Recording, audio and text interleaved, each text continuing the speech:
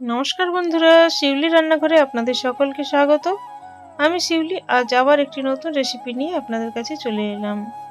আজ আমি খুব সহজে একটা নাস্তা বা টিফিন রেসিপি নিয়ে এসেছি। তো চিড়ে আর সুজি দিয়ে এটা বানাবো। এখানে 1 কাপ পরিমাণ আমি চিড়ে নিয়েছি, আর চিড়েটা আমি জল দিয়ে 2-3 বার ধুয়ে নেব।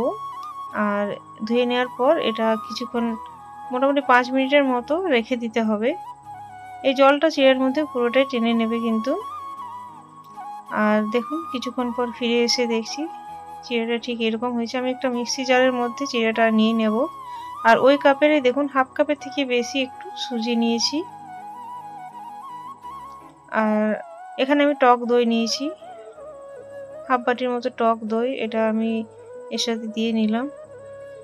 1 ইঞ্চির মতো আদা ছোট ছোট টুকরো করে নিয়েছি। 3টে কাঁচা লঙ্কা নিয়েছি, ঝালটা যেমন খাবেন সেই হিসেবে নিয়ে নেবেন। ওই বাটি থেকে একটু জল দিয়ে আমি মিক্সি জার ঢাকনাটা লাগিয়ে আমি স্মুথ একটা পেস্টের মতো বানিয়ে নেব। পরে কিন্তু আরেকটুকু জল ব্যবহার করেছিলাম। আপনারা প্রথমে বেশি জল দেবেন না, পরে করে প্রয়োজন হলে দিয়ে নেবেন। এবার স্বাদ মতো লবণ দিয়ে নিচ্ছি আর ভালোভাবে মিশিয়ে নেব।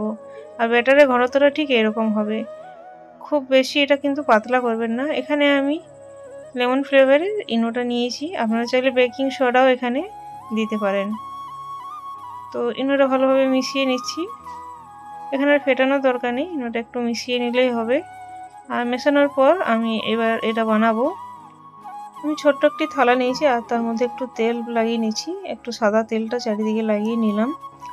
আর ব্যাটারটা আমি ওই থালার মধ্যে দিয়ে নেব। এটা কিন্তু খুব সহজেই তৈরি হয়ে যায় কম সময়ের মধ্যে। এটা খাওয়া খুব হেলদি।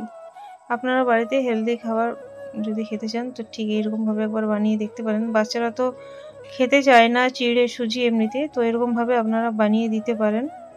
এখানে কড়াইয়ের আগে একটু জল চাপিয়ে রেখেছিলাম, তার মধ্যে আমি থালাটা দিয়ে ঢাকনাটা ঢেকে মোটামুটি 15 মিনিটের মতো এটা রান্না করে নেব। আমি আঁচটা অবশ্যই মিডিয়াম আঁচে রাখবেন, মিডিয়াম টু লো এর মধ্যে।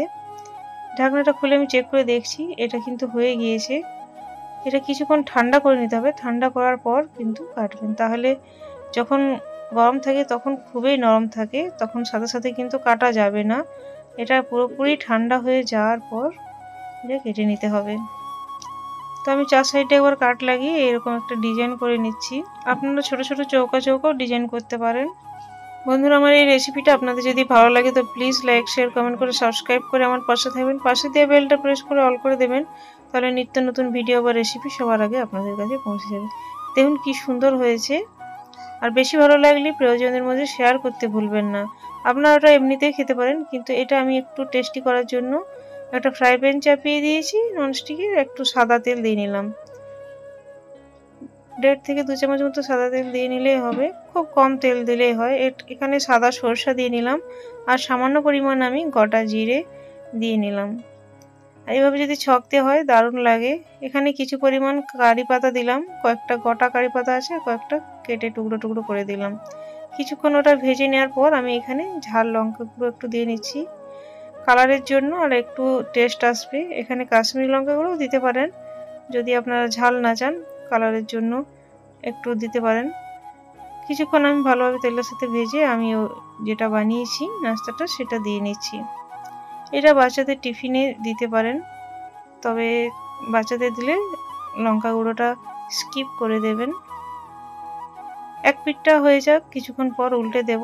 আর খুব সুন্দর একটা কালার আসে, অপর পিঠটাও ভেজে নেব। 2 পিঠটা কিন্তু সুন্দর কালার করে ভেজে নিতে হবে, তাহলে দেখতে ভালো লাগবে, খেতেও সুন্দর লাগবে। দেখুন সবগুলোই উল্টে নিয়েছি। এবার এই পিঠটাও ভালোভাবে আমি ভেজে নেব, খুব কম টাইম লাগে। ভেজে নেওয়ার পর আমি একটা প্লেটের মধ্যে দেখুন পরিবেশন করে নিয়েছি। আর এটা দেখতে যত সুন্দর, খেতেও কিন্তু দুর্দান্ত হয়েছিল, আর খুবই হেলদি একটা রেসিপি। পুরনো বন্ধুদেরকে অনেক অনেক ধন্যবাদ পাশে থাকার জন্য, এগিয়ে যেতে সাহায্য করার জন্য। নতুন বন্ধুরা ভিডিওটা একটু ভালো লাগলে চ্যানেলটিকে সাবস্ক্রাইব করে পাশে থাকার অনুরোধ রইল।